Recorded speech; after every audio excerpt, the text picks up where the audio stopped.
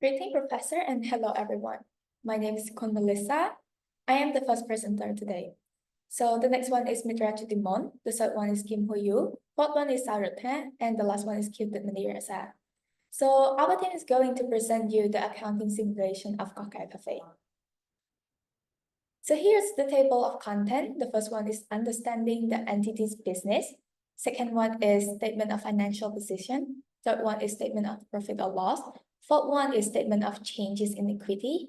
5 is statement of cash flow. 6, analysis and interpretations of financial statement. And the last one is recommendation. So let us start with the first section, which is understanding the entity's business. Kokai Cafe is a local startup coffee business established in 2023 that is located at Trehnurodam Boulevard, Wat Phnom Penh, Cambodia. This coffee shop was founded as a form of partnership between a couple with the vision to become an excellent and popular shop in Cambodian coffee industry by differentiating itself from its competitor. Kokai Coffee has a mission to offer customer high-quality drinks, especially coffee and fresh juice. The target customer of this business are working adults and teenagers who are high school students and university students, aged from 18 to 60 years old. Kokai Coffee currently have 5 employees. This coffee business is directly managed by the business owner herself. All the essential decisions for the shop are made by the owner. However, her husband also helped her make the day-to-day decisions, including operating the coffee shop, advertising the shop, and recording the transaction. The Kokai Coffee is only compliant with simplified tax accounting. The key business transactions of this business are cash purchases, credit purchases, cash sale, and payment on general expenses such as taxes, utilities, rents, office supply, and petty cash. Kokai Coffee often buy raw material like milk, coffee bean, and fruit from good suppliers in town, including Thaiwood and Bayuan. The purchases are mostly in cash. However, there are also credit purchases with a credit durations of 1 week, 2 weeks, and 1 month. And as expected, there is no credit sale at Kokai Coffee. They only make sale on drinks in cash to their customer on a daily basis. Now, this is the end of my part. I would like to give the ground to my fellow teammate to continue with the statement of financial position. Thank you. Thank you, Melissa, for your really amazing presentation. Greeting, Professor. My name is Mitra Chutimon, and today I will be the second presenter of the team. And I will present to you about the statement of financial position of Kokai Coffee. So as we all know that the key elements of the statement are asset, liability, and equity. So today we will take a closer look at each element and see how the business positions itself in the financial context. First of all, I would like to walk you to the asset section of Kokai Coffee. As we can see from the slide, the table shows that the business has total asset of around 46,000 in both April and May. And this includes the carrying value of non-current assets around 18,000 for both runs. Since the business doesn't own any land or building, so most of it non-current assets are just kitchen utensils, as well as the equipment that they use in the operation. On the other hand, we can see that the current asset in April was approximately 27,000 and increased to 28,000 in May. The current asset of Kokai Coffee consists of inventory, cash, and repayment. And half of the amount of the current asset was cash. Next, I would like to move your attention to the next section, which is the liability in the SOFP section, where the business has total liability of 5,600, which is a really small amount in April and even decreased in May to just 5,500. The non-current liability refers to the loan amount 5,000 that they borrow from ABA Bank with the annual rate of 9% and full repayment at the maturity date. On the other hand, if we take a closer look at the current liability of the business, it has three main elements, which are the payable refers to the trade payable and what payable that is due to GDT, as well as the accrual expense, and the amount decreased from roughly 600 to 500 due to the fact that the business had less payable on both trade, and as well as the tax from both periods. Last but not least, I would like to move on to the next point, which is the equity section. So in this section, we will take a closer look at two main things, which are the capital contributed as well as the retained earnings. Because the business is just a partnership between spouses, so we have no share premium as well as share capital. And furthermore, the total equity of the Gokao Coffee was almost 41,000 in April, and it increases to more than 41,000 in May. My presentation has come to an end, and thank you so much for your attention. I would like to give the ground to my teammate who will be presenting the statement of profit and loss. Thank you. Thank you, Chitumon, for your wonderful presentation and greeting, Professor. My name is Kim Hu-yu, and in this segment of the report, I will be comparing Kakao financial performance for the month of April and May, focusing on the statement of profit or loss. To begin with, looking at the revenue figure, the cafe earned approximately $6,000 in April, and however, in May, revenue decreased to about $4,000, and this noticeable drop can largely be attributed to the successful launch of seasonal drinks in April, which significantly boosted sales. Unfortunately, the strong sales performance did not continue into May, likely due to a decline in demand for those seasonal items. Furthermore, because the business based its cost of goods sold on a 60% margin of sale, a higher revenue also corresponds with a higher cost of goods sold as well. And that is the reason why the cost of goods sold graph for April was $1,000 greater than the one for May. As a result, it is also predictable that May's gross profit will be moderately lower than April, with a roughly $1,500 difference.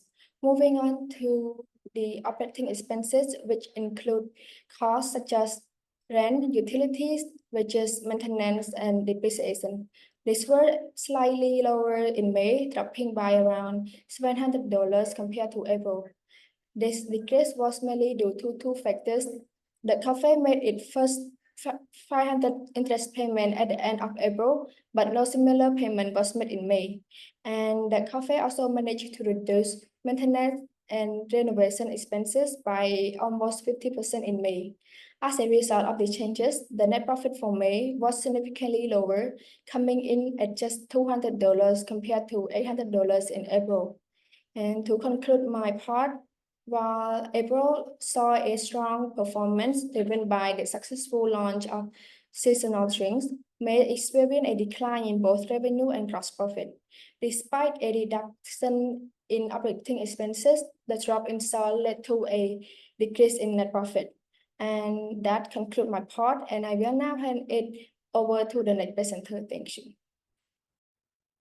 Thank you for your wonderful presentation. Greeting, Professor. My name is Sarta. I am in charge of printing the Statement of Change in Equity and Statement of Cash Flows for May 2024.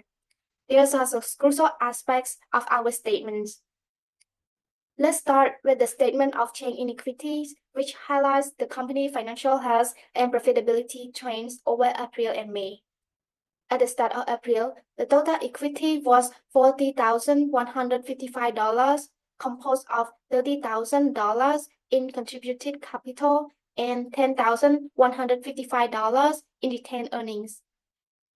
During the month, the company earned a profit of $831, reflecting the result of our efficient cost management and operational success. By the end of April, total equity grew to $40,986, with retained earnings increasing to $10,986. By starting May, with the total equity of $40,986, the company maintained a strong performance, generating a profit of $160.25. While this is a smaller gain compared to April, it still indicates consistent profitability. By the end of May, the total equities was increased to $41,146.25, with retained earnings reaching to $11,146.25. Contributed to capital remained unchanged at $30,000 through divestment. Now let's move to the key element in statement of cash flow, which provide a snapshot of how cash was generated and spent in May 2024. The first, net cash from operating activities. The business generated a net cash inflow of $980.30 from its core operations. This reflects the company's ability to efficiently manage revenue and expenses, ensuring that operational activities contribute positively to our cash position. The second, net cash used in investing activities. There was a net cash outflow of $220 related to investing activity. This amount indicates spending on investments, assets, or other long-term ventures that are important for our future growth, even though they temporarily reduce our cash reserves. The third, net change in cash. After accounting for all cash inflows and outflows, the net change in cash for the month was $760.30, signifying overgrowth in our liquidity. The last cash position that includes cash at the beginning of the period to cash at the end of the period. At the start of month, the cash balance was $26,430.20. By the end of May, this had increased to $27,190.55. That's all for my part, and thank you for your attention. And I would like to give this floor for the next speaker. Greetings, Professor, and everyone once again. My name is Kyutumni Resa, and I will be continuing the analysis and interpretation of our financial statements. In our presentation, we'll be analyzing three profitability ratios, including ROE, which is return on equity, net profit margin, and gross profit margin. So first, we will start with the trend analysis.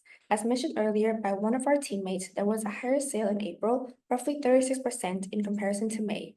This is caused by the trend of new seasonal drinks. Moreover, the cost of goods sold was calculated on a 60% margin. This further implies that the flow of cost of goods sold follows the flow of sale consistently. Moreover, they had to pay $450 in interest on April 30, where the operation expenses in April were slightly higher. Overall, the net profit dropped about 80% from April to May.